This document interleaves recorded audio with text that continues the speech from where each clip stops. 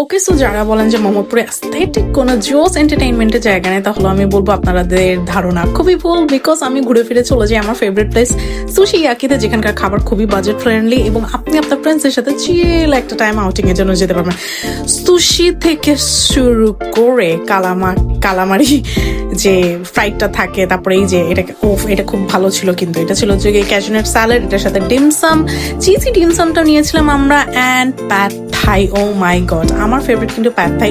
Pad থাইটা কিন্তু অনেক মজা। যারা আপনার মোহাম্মদপুরে রেগুলার আসেন তারা অবশ্যই জায়গাটা আই থিঙ্ক গেস করে ফেলেছেন। এই দেখেন, আমি আমার নেভার এন্ডিং লাভ সুশিকে তো ভুলে গিয়েছি, অ্যান্ড কালামারি ফ্রাই তো আগে যেহেতু মেনশন করেছি এটা তো আছেই।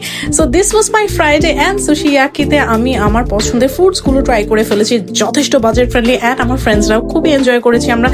This was my Friday night. So আপনারা যদি আপনাদের দিনটাকে এত বেশি স্পেশাল করতে চান তাহলে মোহাম্মদপুরের এই জোস জায়গাটাতে চলে আসবেন, বিকজ একদিকে বাজেট ফ্রেন্ডলি, অন্যদিকে জোস একটা ambience. So get ready and happy Friday all of you. Hope you enjoyed the video.